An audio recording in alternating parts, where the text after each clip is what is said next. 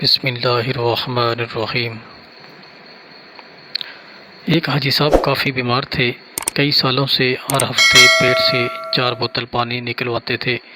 اب ان کے گردے واش ہوتے ہوتے ختم ہو چکے تھے۔ ایک وقت میں آدھا سلائس ان کی غذا تھی۔ سانس لینے میں بہت دشواری کا سامنا تھا۔ نکات اتنی کہ بغیر سہارے کے حاجت کے لیے نہ جا سکتے تھے۔ ایک دن چودھری صاحب ان کے ہاں تشریف لے گئے اور انہیں سہارے کے بغیر چلتے دیکھا تو بہت حیران ہوئے۔ انہوں نے دور سے ہاتھ ہلا کر چودھری صاحب کا استقبال کیا۔ چہل قدمی کرتے کرتے حاجی صاحب نے 10 چکر لان میں لگائے، پھر مسکرا کر ان کے سامنے بیٹھ گئے۔ ان کی گردن میں صحت مند لوگوں جیسا تناؤ تھا۔ چودھری صاحب نے ان سے پوچھا کہ یہ معجزہ کیسے ہوا؟ کوئی دوا، کوئی دعا، کوئی پیتھی، کوئی تھراپی، آخر یہ کمال کس نے دکھایا؟ حاجی صاحب نے کہا،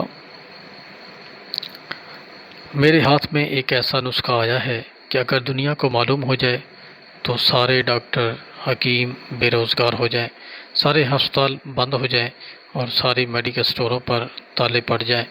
چودھری صاحب مزید حیران ہوئے کہ آخر ایسا کون سا نسخہ ہے جو ان کے ہاتھ آیا ہے۔ حاجی صاحب نے فرمایا کہ میرے ملازم کی والدہ فوت ہو گئی۔ میرے بیٹوں نے عارضی طور پر ایک 6-7 سالہ بچہ میری خدمت کے لیے دیا۔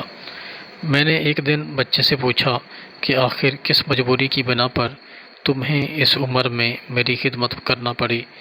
بچہ پہلے تو خاموش رہا، پھر سسکیاں بھر کر بولا کہ ایک دن میں گھر سے باہر تھا، میری امی، ابو، بھائی، بہن سب سیلاب میں بہہ گئے، میرے مال مویشی، ڈھور ڈنگر زمین پر رشتہ داروں نے قبضہ کر لیا، اب دنیا میں میرا کوئی نہیں، اب 2 وقت کی روٹی اور کپڑوں کے عوض آپ کی خدمت پر مامور ہوں۔ یہ سنتے ہی حاجی صاحب کا دل پسیج گیا اور پوچھا، بیٹا کیا تم پڑھو گے؟ بچے نے ہاں میں سر ہلایا۔ حاجی صاحب نے مینیجر سے کہا کہ اس بچے کو شہر کے سب سے اچھے سکول میں داخل کراؤ۔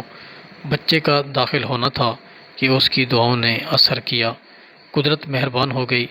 میں نے 3 سالوں کے بعد پیٹ بھر کر کھانا کھایا۔ سارے ڈاکٹر اور گھر والے حیران تھے۔ اگلے روز اس یتیم بچے کو ہاسٹل میں داخلہ دلوایا اور بغیر سہارے کے ٹوائلٹ تک چل کر گیا۔ میں نے مینیجر سے کہا کہ شہر سے 5 ایسے اور بچے ڈھونڈ کر لاؤ جن کا دنیا میں کوئی نہ ہو۔ پھر ایسے بچے لائے گئے، انہیں بھی اسی سکول میں داخل کرا دیا گیا۔ اللہ تعالیٰ نے فضل کیا اور آج میں بغیر سہارے کے چل رہا ہوں، سیر ہو کر کھا پی رہا ہوں اور کہہ کے بھی لگا رہا ہوں۔ حاجی صاحب نے سینہ پھلا کر گلاب کی کیاریوں کی طرف چل دیے اور فرمایا، میں اب نہیں مروں گا جب تک کہ یہ بچے اپنے قدموں پر کھڑے نہیں ہو جاتے۔ حاجی صاحب گلاب کی کیاریوں کے قریب رک گئے اور ایک عجیب فکرہ زبان پر لائے۔ قدرت یتیموں کو سائے دینے والے پر درختوں کے سائے لمبے کر دیا کرتی ہے۔